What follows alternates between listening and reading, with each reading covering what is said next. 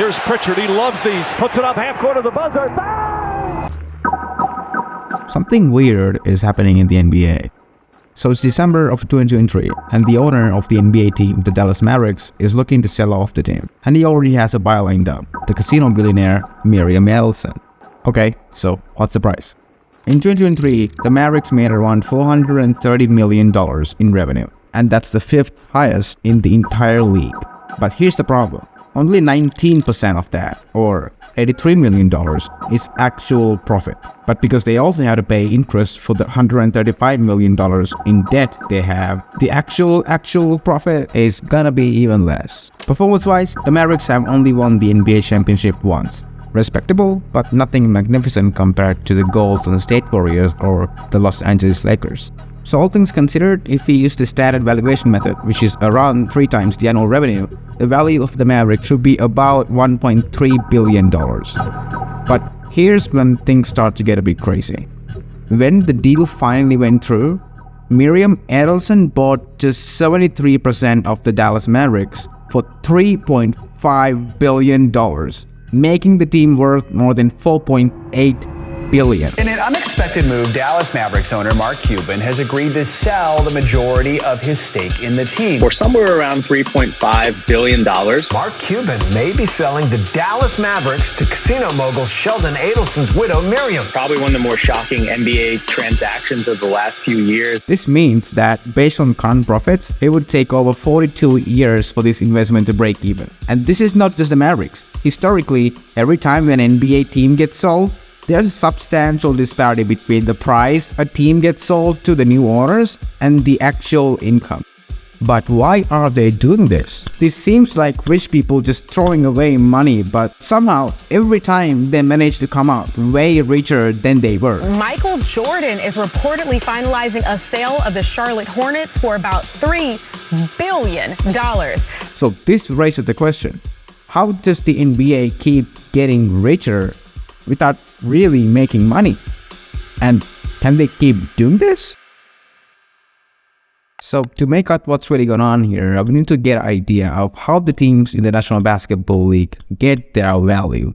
And weirdly, it has nothing to do with basketball. If you had to guess the 10 most valuable NBA teams, how would you do it?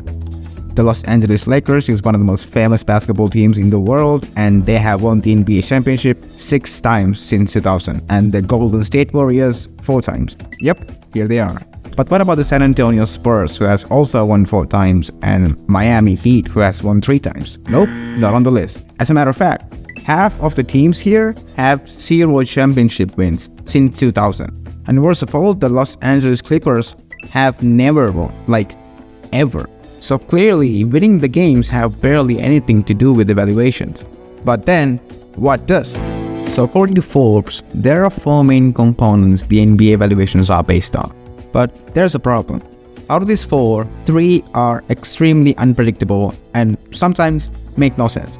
Let's take what they call as market, for example. In theory, this should be an easy representation of the market size or the population of the area a team play most of their games.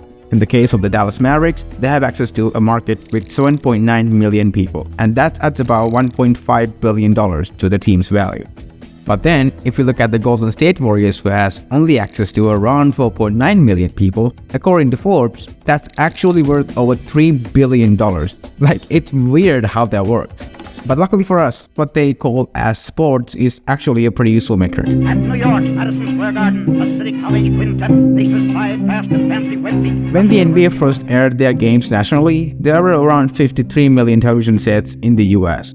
But now, there are over 125 million. And the revenue from these broadcastings are what they call as sports-related income. And by far, it's the biggest revenue source to the entire league. And it's not even close. But what makes this stand out is the way the NBA controls this money.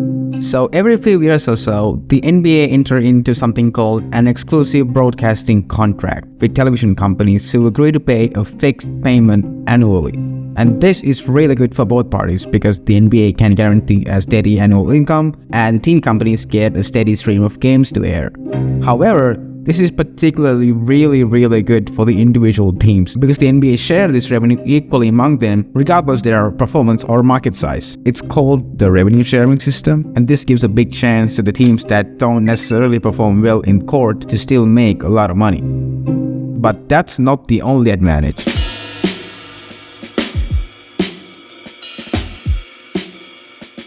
Because these deals are set several years in the future, the annual payment that get agreed on change substantially when it's time for a new deal. And just check out the chart. So in 1998, the TV companies paid the NBA $660 million. And 26 years and 3 new contracts later, that number jumps to an impressive $2.6 billion. The contract they have right now is set to expire in 2025, and the NBA has already got a new contract that will almost triple the annual payment to $6.9 billion. And this is also the first time a streaming company getting the rights alongside ESPN and NBC. So at first, this seems to answer the question of why rich people are buying NBA teams for ridiculous prices. It seems like they all want to get into this enormous amount of money so they can make profits in the future. Well, that story turned out not to be true. Let's take a look at what happened to the Los Angeles Clippers. So, in 2016, the NBA television deal at that time expired, and the new one more than doubled the revenue going to a team.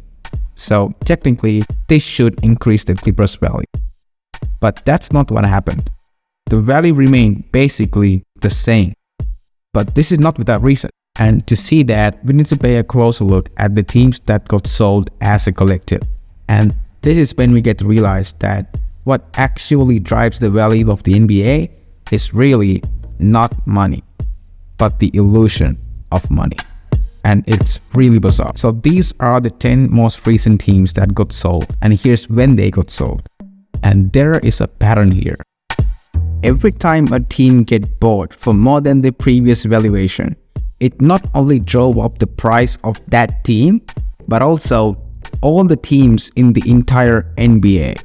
In 2014, the Clippers was only valued at $575 million by Forbes. But right after it got that valuation, the former Microsoft CEO, the billionaire Steve Ballmer, bought them for an insane $2 billion. The Clippers are not an exceptional team by any means. So when they get sold for billions of dollars, the other team owners realize they can also increase the prices of their teams even though the actual finances didn't change at all. And look at the value just going up in every team out of nowhere. And it made all the NBA owners insanely richer without having to make actual money to make it up for it.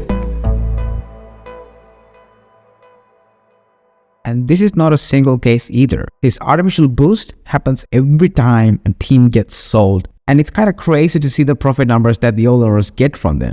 The Phoenix Suns sale profited over 900% to the old owner. Milwaukee Bucks was more than 3,000%. Utah Jazz, more than 7,500%. And I'm not making this up. The Clippers sale was more than 14,000%. The people who pay these prices are more than happy to do so because they know if they also keep this endless loop going on, they can also get out for a good price. So this is how the NBA get rich.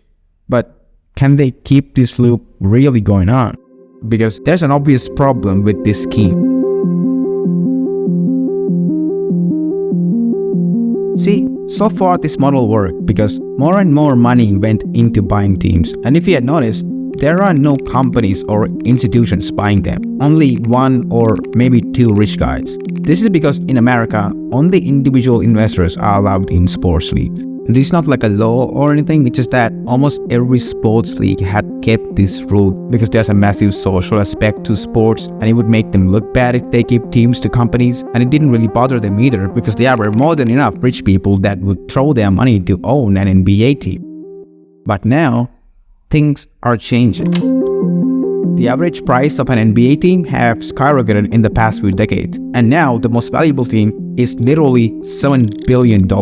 Therefore, the number of individual investors that can even afford to buy a team is so small right now, and it's starting to make the current owners really unhappy. When a couple of small NBA stakeholders try to sell their portions of the teams, they couldn't find anyone that was willing to pay the current prices just for a small percentage of a basketball team. And this is why the NBA agreed to break their age-old rule of no institutional investments and for the first time ever allowed private equity funds to buy into teams. This seemingly what's coming, the infusion of private equity capital into the NBA. Just as the value of these franchises goes up, you're going to end up seeing it more institutional investors. They later expanded this to also allow sovereign wealth funds and university endowments. So now technically Saudi Arabia and Harvard can own NBA teams. Now to be clear, there are restrictions for these funds on how to do things, like one fund can only buy up to 20% of a single team and only 30% of a team can be given to these funds overall. But what's important is that this change in rules opens up the NBA to take money from an estimated $188 trillion these funds control. And this is what they hope that would make the loop continue for the foreseeable future.